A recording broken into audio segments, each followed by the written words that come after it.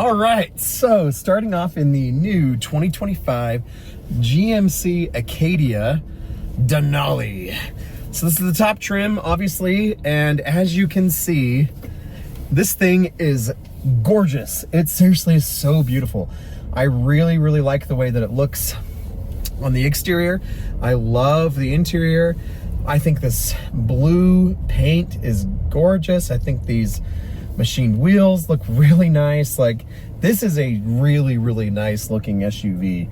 And if you don't really want to spring for something quite as big as the Yukon or Tahoe or Escalade or something, this Acadia is downright luxurious. Like, it looks the part, and honestly on the interior, as you can see, it feels the part. This is such an eye-catching, like, really well done interior. Like, it's probably my favorite part about this. I do like how the exterior looks a lot,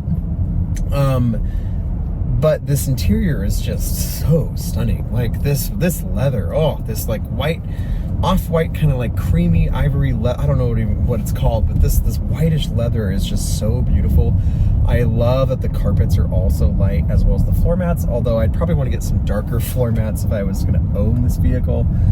But the materials, the leather, the soft touch surfaces, the wood, the fake wood, I'm not sure, but everything just feels and looks really nice in this car. And again, it's a pretty luxurious experience to just spend time in. The steering wheel looks good. Like, all the buttons feel nice. Like, the screen obviously is huge, which I'll talk more about that in a second. This has all the tech. Even this one has even Super Cruise, which is so awesome. I love Super Cruise. So yeah, I mean, just my first impressions, and I think anybody's first impression about this car would be that it's just really nice looking. And they've done a great job with its appearance on the outside, and the styling, with just the interior. It's just a great, I think it's just a huge leap forward from the previous gen, and I'm a fan. So as far as driving the 2025 GMC Acadia, so this is equipped with the turbocharged 4-cylinder motor that's pretty much in all GM products now. Like, you can get this thing in pretty much anything. It's all over the place. And while I do like this motor okay, it is a little bit disappointing. And I remember back when I had the Colorado, the Trail Boss that I reviewed, it was like a couple, like not this last summer, but the summer before, I think, or that fall. Yeah, September, I think it was. It's a great truck, but I could never get over the motor and its sound and its character. Like, this is rated at 328 horsepower and 300 something, it's a little bit less than that, pound-feet of torque. So that's a pretty good, like, powerful 4-cylinder motor.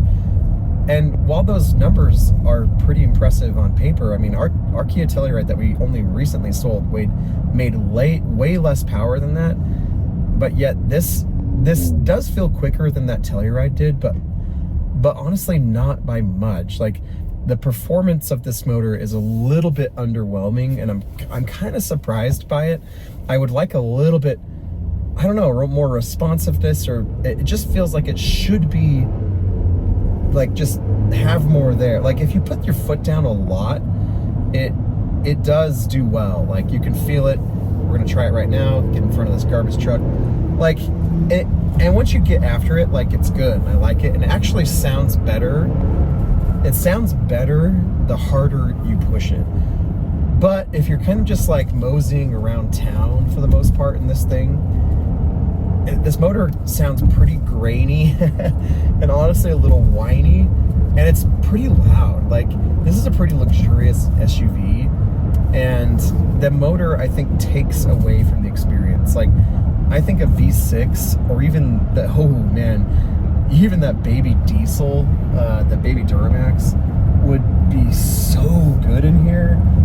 And I'm just a little underwhelmed by the motor. And it's fine, like, with its fuel efficiency, it's about what you'd expect for the segment. which I still feel bad that, like, not feel bad, just like kind of bummed that we're getting rid of all these V6s and V8s, but the problem is like with these Turbo 4s, like, they're not that much more, if at all, if more efficient than the V6s that they're replacing. Like, on longer drives, when I was just freeway driving, like on long commutes on this, it was pretty great. I was getting like 26 miles per gallon, which is about what we got in our Telluride. But that Telluride has a naturally aspirated V6, and it made less power, but you can kind of see what I'm getting at here.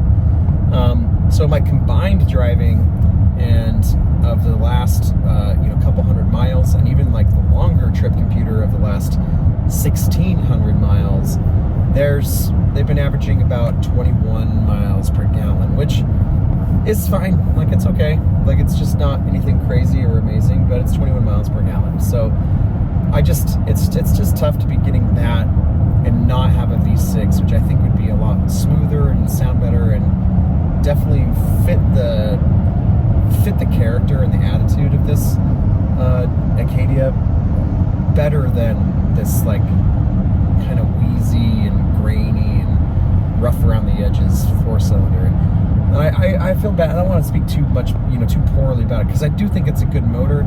I've watched a lot of videos on this motor, and GM, they really, like, they researched and, like, just engineered the crap out of this thing. So it should be a great motor for the long haul.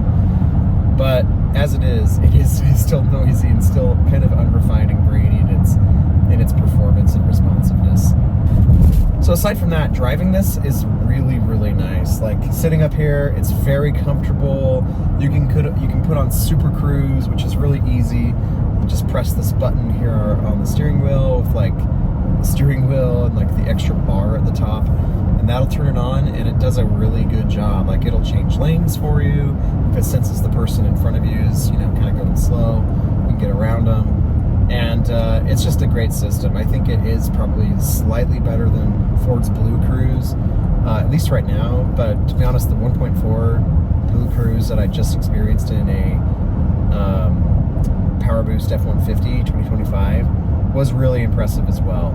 Handling as I go around this really sharp curve here on an on-ramp, it's, about what you'd expect, like maybe even a little bit better than what you'd expect. Like, it doesn't feel like super roly-poly, which is nice. And it's just overall a good place to be. It just rides well. I think it does a little bit better suspension, softer suspension than the Telluride. And again, just being surrounded by all these materials just like feels like a really premium experience. So as I'm sitting here at this stoplight, there's a couple other things that kind of come to mind about this Acadia that you should be aware of. And that has to do with just some of the controls or lack thereof. So a lot of the controls, surprisingly, are in the infotainment screen, which is kind of a pain. Seriously, like, I would love just more buttons. The screen is really big and it looks really nice and it's very responsive, but you have to dig through menus to do, certain things, like even just like changing the lights, like turning the lights on, or like how the automatic high beams. Do you want those on? Well, you got to go into a sub menu to get that set up. Another thing, I don't know if you can tell right there about this as well, is that you need to select the all-wheel drive button for it to be in all-wheel drive. Like, there's been a number of times, and I noticed this also with another car I was recently reviewing, not a GM product, but just another all-wheel drive product, but it was like really just like very front-wheel drive biased, and like it was kind of rare for the rear wheels to kick in and give extra traction. Just kind of surprised by. But again, as far as like the controls go, so there's a bunch that's integrated in the screen, which is kind of a hassle, and I think a lot of people will be frustrated with it. And I think it's just honestly kind of hard to find a lot of those. Like, it took me a few minutes to find even just basic settings that I wanted to change, and it was just buried within like a menu, or like a couple menus deep, which was, like, just again kind of frustrating. I mean, the acceleration, it's not bad. It's really not. It's just, you'd almost expect a little bit more given that 328 horsepower.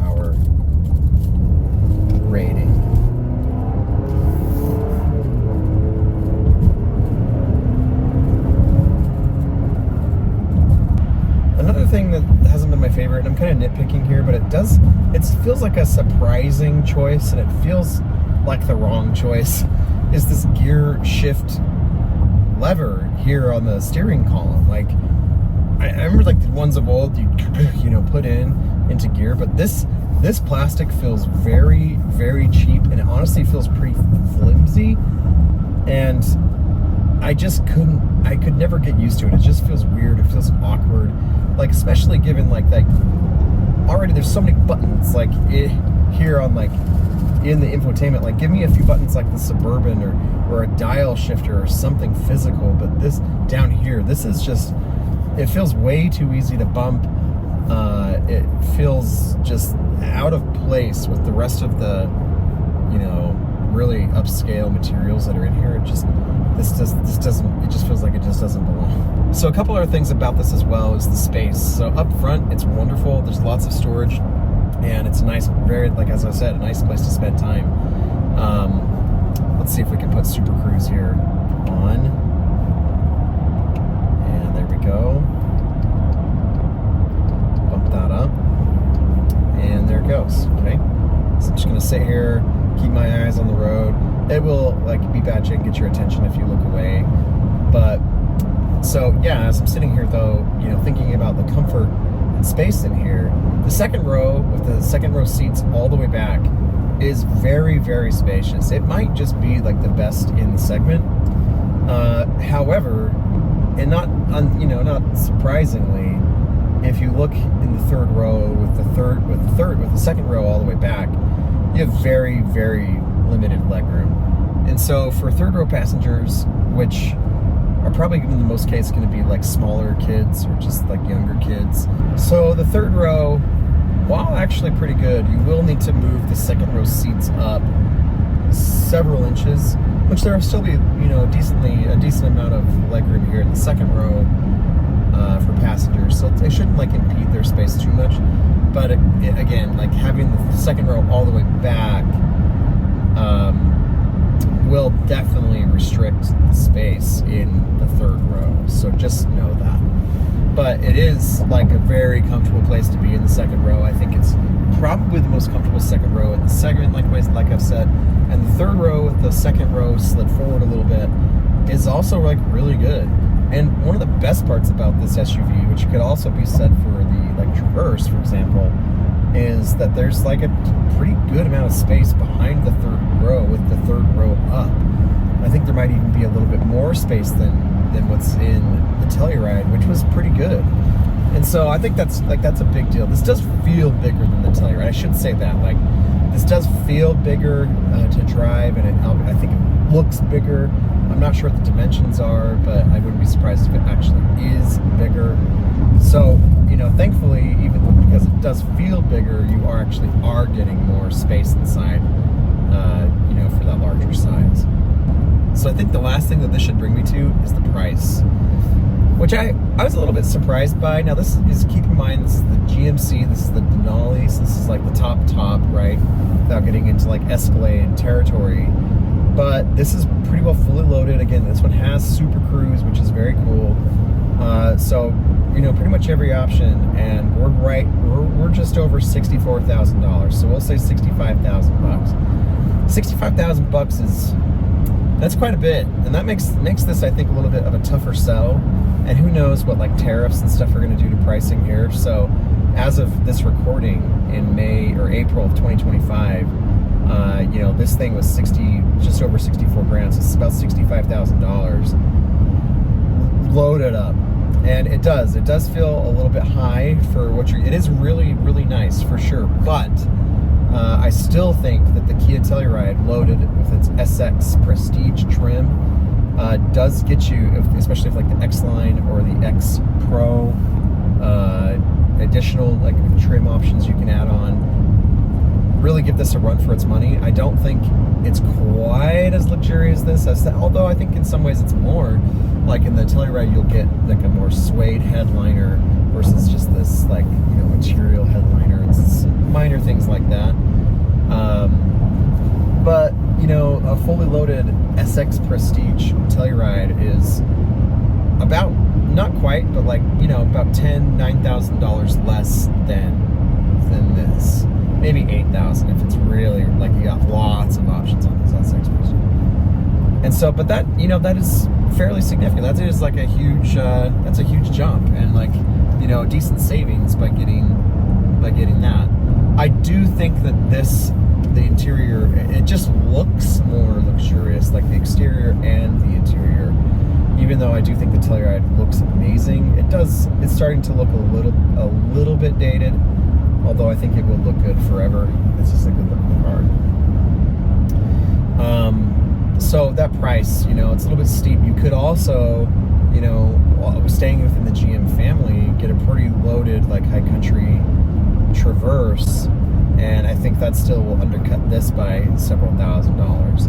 And same with like the Buick. I think it's the Enclave, right? Their larger one. So there's going to be some in-house competition, and I would definitely go shop all of them and see just which one you like the most.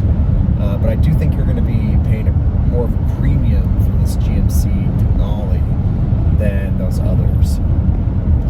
And in fact, you really could, if you wanted, you could go and get a used, you know, Suburban or Yukon XL for not that much more money than this. Like, new, of course, they're going to be way more. But you could go and get a Yukon XL Denali used for, you know, like 20,000 miles or something, for probably about the same price, maybe about 70. So for a few $1,000s more, you get way more of the vehicle, way more space, way more capability, way more power. And so it's going to be up to you. But I do think that $64,000 price tag, at least here for the Denali, makes it a little bit of a harder sell. Although I do say, you do see the luxury. Like, I don't think you're going to be like disappointed if you spent 64 or 65 grand on one of these. You're like, yeah, it's a really nice car. It is a really nice car. But there's also those others to consider for maybe less or slightly more. And so it's, you know, it's just a matter of what you want and what you need. So usually it's what you want. With these kinds of purchases, rules out. So anyway, if you've bought one of these, let us know what it's been like for you to own, and let us know why you bought it over, you know, something else. And would love the comments down below. Please subscribe. I'm just trying to grow this, and I appreciate it. Hopefully this has been helpful for you in your shopping. And I think if you were to buy one of these, I think you're going to be pretty happy. I think it's one of the best options in the market, if not the best one, if you're willing to pay for it. So until next time, we'll see you.